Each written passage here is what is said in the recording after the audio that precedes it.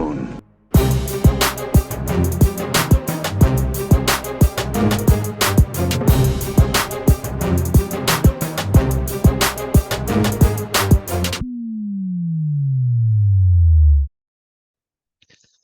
So if you could start us with your name and where you're from.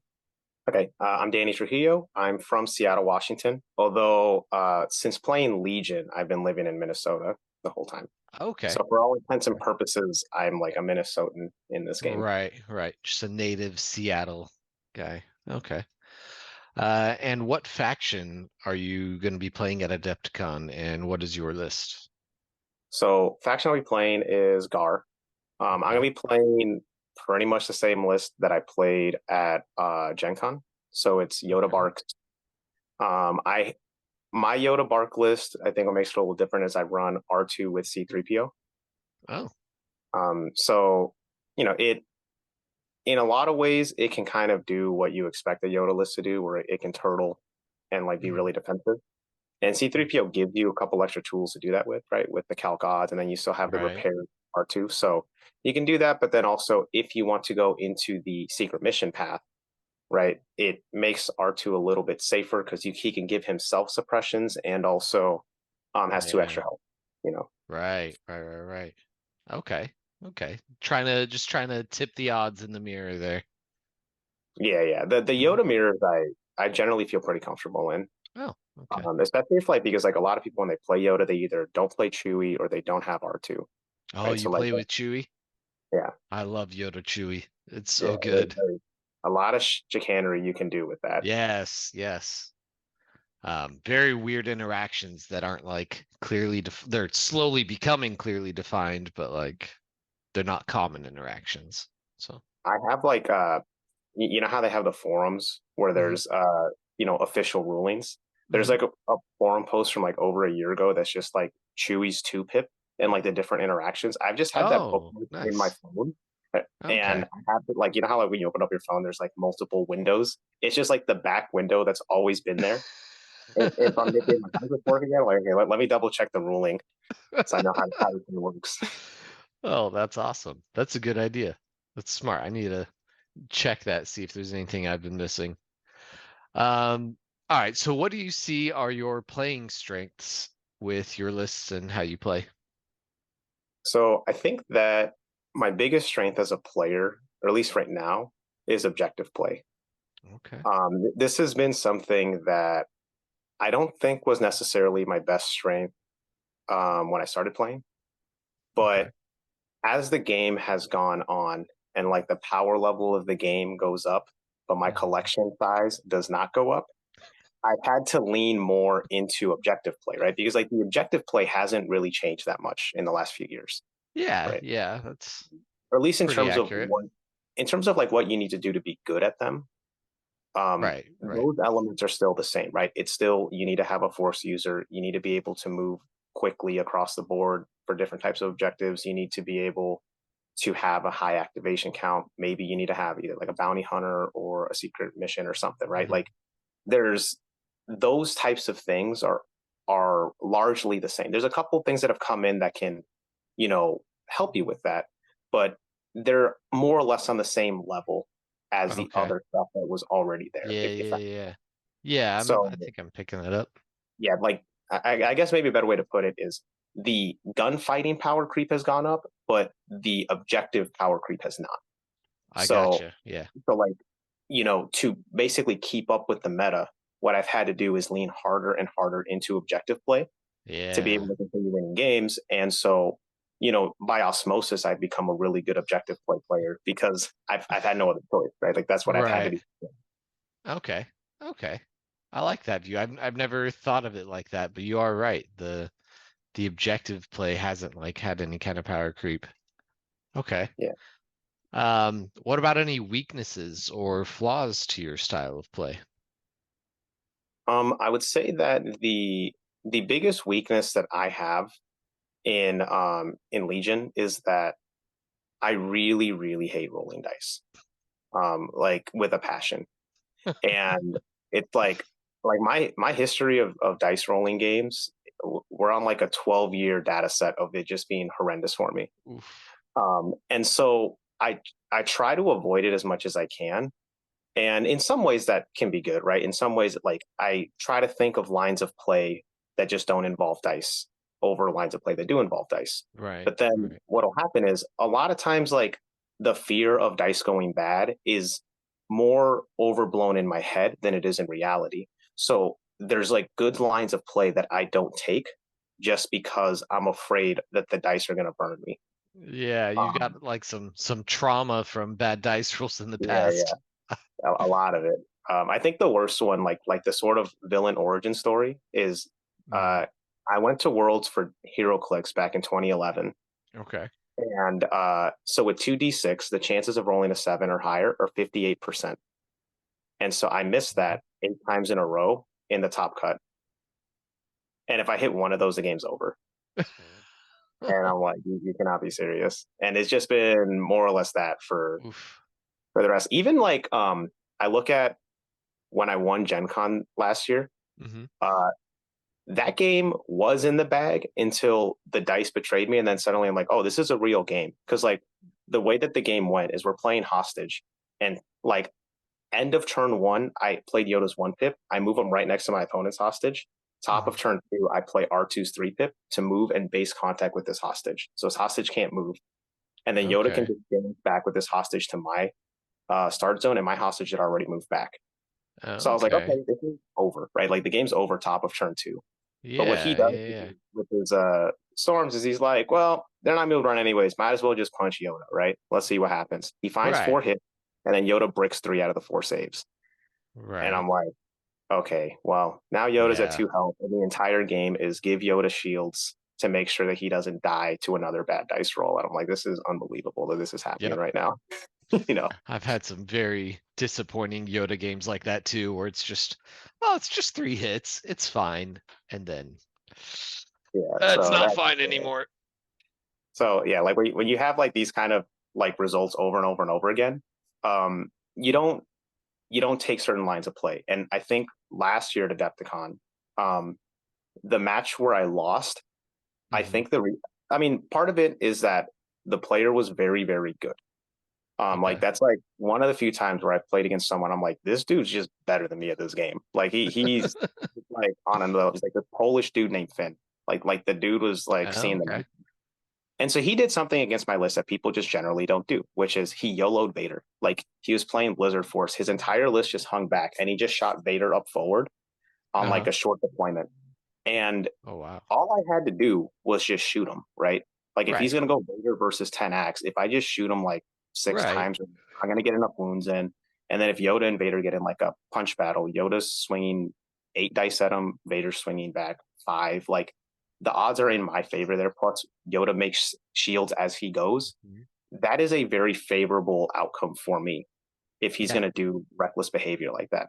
But here's the thing: I just didn't shoot him because I didn't want to Ah, roll dice. Like I just like 2/3 saves. I don't get pierced. Fuck that. I'm just going to move, right? So I just right. moved my guys out of the way. So then when Vader caught up to my list, he didn't have any damage on him, and then he just starts chewing through my army. And that's when all the No. speeders come in, and it was just like my apprehension to roll dice burned me there, right? Like just the Yep. refusal to allow RNG to decide my game Hmm. decided my game for me, but the wrong way.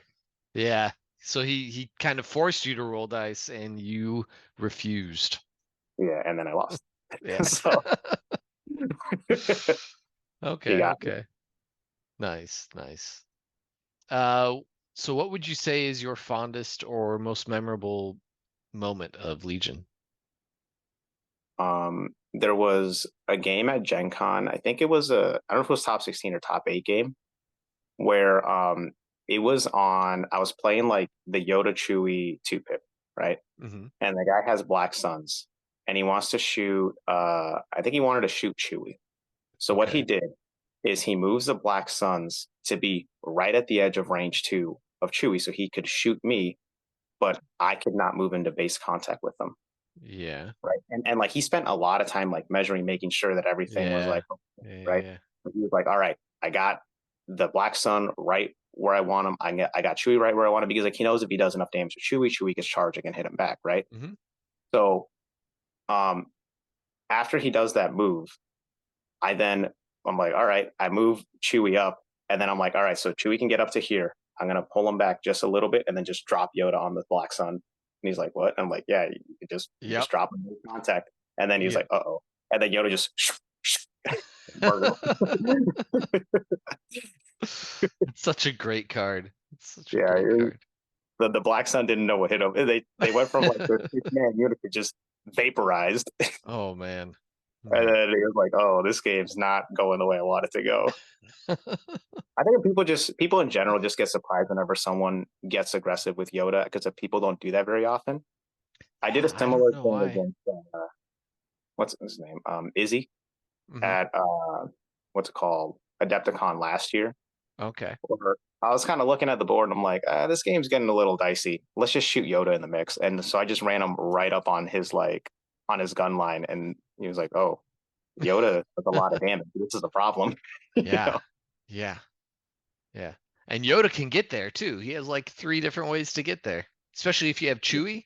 Like, Yeah. On the Chewie turn, you can move him 3 times, right? Chewie moves mhm. twice, then Yoda moves him again, and then you place him right in base contact, and then it's like, uh-oh, now Yoda's in the army, and he's just slicing away with Yeah. effective like 4.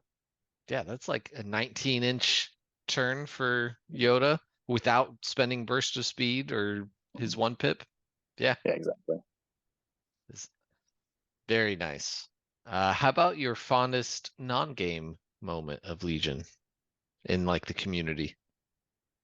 So I think my favorite like non-game related moment was at Adepticon 2 years ago. It was top 32 match, I believe. Okay. And guy comes to the table and he says my name correctly, right? He says Hmm. Danny. And I'm like, oh, you're a native speaker. All right. And then Uh, I asked him where he's from, and he's from Argentina. So oh, it was nice. Alejandro, Oh like yeah, yeah, him and his friends, they came up all the way from Argentina just yeah. to play Legion in Yeah, was Chicago. that That like was really cool. Alejandro or his Alejandro, friend? I don't know, and then I forget there was like 2 or 3 other Argentinians Yeah. with him. But it was just really cool that like people from other countries came, because at the time that wasn't Worlds yet, right? So Right, right. last year there was a bunch of Euros, and then the Australians came in, so because it was Worlds, you had like worldwide Representation. yeah, representation is like the right word. And Yeah. that one, he just wanted to come and play Legion at a big event, and he wanted to get all the promos. And Hmm. I thought that was like really cool that they came all the way out there for that. Yeah, yeah. Very cool. Um, all right. Next question. What kind of list do you want to play against and what kind do you not want to play against? Okay, what I want to play against is very simple. It's just lists that do not have force users and do not have any sort of extra bonus points. And Okay. right, so if the list is just I'm a gunline and I don't do anything else, that's Hmm. beautiful. you Yeah. know, because my list is very objective based, right? So the less objective-y things you can do, the Hmm. better it is for me. Like the more Right. punishing my battle deck is, you know. Right. Right. Like I want there to be the least amount of safe places to hide. If your list doesn't have a force user, you don't have bounty hunters, you don't have speeders, my list then becomes very, very difficult to play against. Yeah. You know, Yes, I can imagine. Is it so it's Yoda, Chewie, Barks, and a gunline, like with heavy weapons, or just activations? mine just acts. I don't like Oh, heavy okay. weapons, so Okay. it's That's yeah, three you don't barks. like rolling dice. That's right. Yeah, My yeah, that bad. dice bomb. So it's 3 barks, 3 clones, Yoda, Okay. Chewie, R2, and then I have Echo. Okay. Okay. For 10 act Yoda. Yeah, Nice. Okay. Uh, so what kind of so then the kind of list that makes you nervous would be like more objective based lists? yeah, or lists that can just keep up on the objective front, right? Hmm. Because my list is like okay at a gunfight. It's not terrible, but it's not amazing. So if someone has Right, a very right. good fighting list and they're not going to get punished too hard on the objective front, then that's a problem, right? So like force users, I don't want to see. If someone has like their own point, right? Like let's say they have Padme or they have like Boba or something to Right. counteract R2, that makes the objective game just a little bit harder for me. If someone has speeders, that makes my life a little bit harder, right? It's just more of um, the more that you are not afraid of my battle deck, the harder the game's going to be for me when I'm actually playing it. Yeah, yeah. You know? Okay. So that's generally what I don't want to play. Um, I I don't know yet. Like I haven't played this matchup enough to know if like I'm favored or not. But like I know that low act Yodaless mirrors, I feel very strongly favored in. But Okay. if they have Padme, I think it actually then becomes a coin flip. Oh, just Yeah. the amount of firepower and defense she adds, or the secret mission? It's the secret mission. So the reason that I Okay. think I'm still favored, like if let's say your list is like Yoda and Big Dum Dum clones, that's just your list. Uh-huh. If that's your list, my list has a lot of advantages on it, right? I have a higher activation count, so my Yoda always goes last. Those Hmm. lists are clone balls, so they don't have a way to go chase R2 without sacrificing, right? So if they go chase R2 with like, let's say they send a what's it called, an arc squad Hmm. to go hunt R2, they're probably not going to be successful in the hunt with just one arc squad, and I can kill the one arc squad that separates from the clone ball. Yeah, with the barks. Barks can kill him. I can also just chase him with art with like Chewie and Yoda. Like it's very easy. Like if I can Yeah. isolate one unit, it's very easy for me to kill them. So they have to move the whole ball towards R2, which is very, very difficult to do. Right. So they either Okay. have to sacrifice um like a unit in the R2 pursuit, Hmm. or they have to try to move the whole army. And in doing so, they punt on other things they need to be doing in the game. So Right, right. and when I have the act advantage, like that's where I feel incredibly favored in that matchup. But if let's say they have Padme, if they can push on the secret objective, now the clone ball can stay together. They don't have to split in any sort of meaningful way. Right. And now it becomes hard. They can like focus more on whatever the objective is at hand, and it Hmm. becomes harder for me to punish them. Now I still have an Okay. act advantage, right? So the fact that my Yoda still goes last is a really big deal. But it's like the fact that they just don't have to sacrifice anything. That's why I think it's probably a coin flip if in that Okay. if they have Padme. Can you like hunt Padme down with the triple barks? Mm, I mean, maybe I'd sacrifice the Barks. So that's where Okay. I think what that matchup would ultimately come down to. I mean, it starts off with the objective, right? If we're playing Mhm. hostage, it kind of comes down to can I go hunt your hostage? But Okay. um, let's say we're playing an objective where your points are safe, my points are safe, my R2 can get across the board, your Padme can get across the board, and it might come down to kill points. Yeah. That I think the opponent is more favored on the kill point situation, but if it all kind of depends on how many acts they can kill before that. So if I can protect my acts through the first 5 turns of the game, what'll happen is you try to move your Padme closer, and my Yoda can block it. Right, right. And so if I can just push your Padme off, or if I can just base her with like some clone or whatever, Uh-huh. now it becomes very difficult to get Padme to actually get her secret mission.